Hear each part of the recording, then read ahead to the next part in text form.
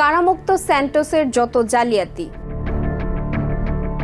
কারাগার থেকে মুক্তি পেয়েছেন জালিয়াতির মামলায় দোষী সাব্যস্ত জননিন্দিত সাবেক আইন প্রণেতা জর্জ স্যান্টোস।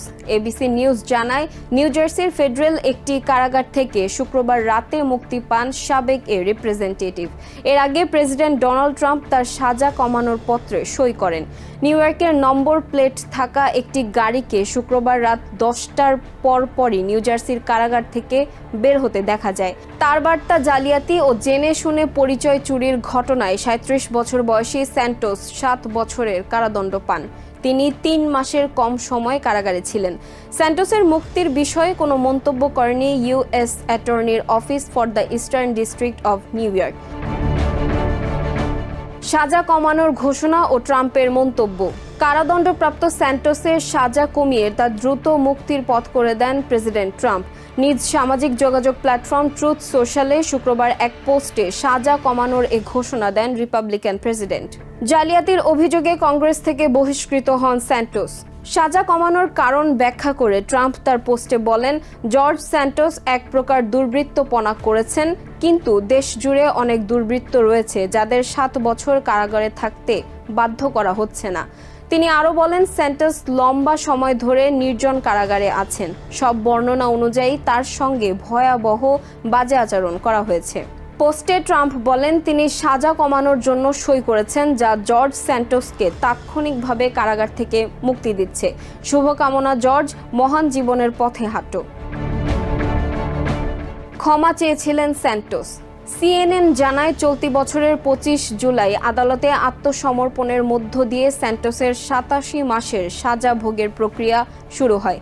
এর কয়েক মাসের মধ্যে 37 বছর বয়সী সাবেক এ রিপ্রেজেন্টেটিভের সাজা কমিয়ে দেন প্রেসিডেন্ট।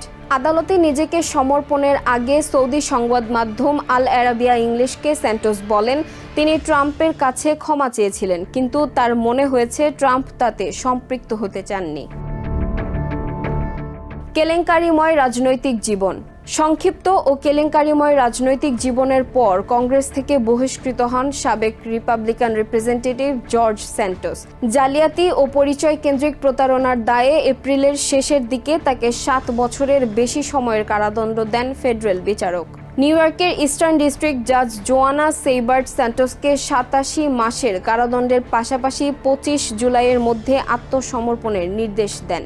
রয়টার্স জানায়, গত বছরের অগাস্টে স্যান্টোস 23টি অভিযোগের মধ্যে 2টির বিষয়ে দোষ স্বীকার করেন। অভিযোগ দুটি হল চাঁদা সংগ্রহের সংখ্যা বাড়িয়ে দেখানো এবং দাতার নাম দেখানোতে জালিয়াতি। US attorney's office for the Eastern District of New ইয়র্কের লং আইল্যান্ড বিভাগের প্রধান জন ডারহ্যাম স্যান্টোসের সাজার বিষয়টি তুলে ধরেন। তিনি জানান, স্যান্টোসকে $3,70,000 ক্ষতিপূরণ দেওয়ার নির্দেশ দেয় আদালত। একই সঙ্গে তার কাছ থেকে $2 লাখ বেশি অর্থ বাজেয়াপ্ত করারও নির্দেশ দেওয়া হয়। স্যান্টোসের কর্মকাণ্ডের নিন্দা জানিয়ে ডারহ্যাম সে সময় বলেন, এগুলো নির্বাচন ব্যবস্থার প্রতি অপমান এবং তার কাছ থেকে প্রতারণার শিকার ব্যক্তিরা বাস্তব মানুষ যারা বাস্তব ক্ষতির মুখে পড়েছেন। জালিয়াতির মামলায় স্যান্টোসের 87 মাসের সাজা চেয়ে চলতি বছরের এপ্রিলে প্রসিকিউটররা আদালতে বক্তব্য দেন। তাদের ভাষ্য, তার অপরাধের মাত্রা এতটাই নজিরবিহীন যে এক্ষেত্রে দণ্ডের সর্বোচ্চ সীমা প্রযোজ্য। স্যান্টোসের যেসব জালিয়াতি ধরা পড়ে।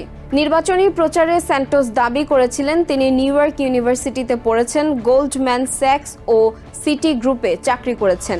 তার দাদা দাদি দ্বিতীয় বিশ্বযুদ্ধের সময় নাৎসিদের হাত থেকে পালিয়ে এসেছিলেন বলেও দাবি করেন তিনি। পরে প্রমাণিত হয় এসবের কিছুই সত্য নয়। নির্বাচনী প্রচারের অর্থ ব্যক্তিগত ব্যয়ের জন্য ব্যবহার, দাতাদের ক্রেডিট কার্ড অনুমতি ছাড়া ব্যবহার, এমনকি চাকরি থাকা অবস্থায় বেকার ভাতা নেওয়ার মতো অভিযোগ ছিল স্যান্টোসের বিরুদ্ধে। 2023 সালের মে মাসে তার বিরুদ্ধে ফেডারেল অভিযোগ গঠন করা হয়। অগাস্টে তিনি 23টির মধ্যে কেবল 2টি অভিযোগে দোষ স্বীকার করেন। তবে এ সংক্রান্ত চুক্তির অংশ হিসেবে মামলার অভিযোগপত্রে বর্ণিত সব অনিয়মই স্বীকার করেন তিনি।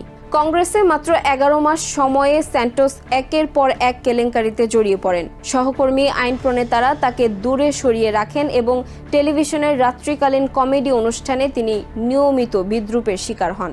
হাউস এথিক্স কমিটির তদন্তে উঠে আসে তিনি চাঁদার অর্থ ব্যয় করেছেন বোটক্স, বিলাসবহুল ব্র্যান্ড হার্মিস এবং অ্যাডাল্ট কন্টেন্ট প্ল্যাটফর্ম অনলি ফ্যান্সে। 2023 সালের ডিসেম্বরে তাকে কংগ্রেস থেকে বহিষ্কার করা হয়। নিউ ইয়র্ক থেকে সম্প্রচারিত TVN 24 টেলিভিশন বিশ্বজুড়ে বাঙালির কণ্ঠস্বর।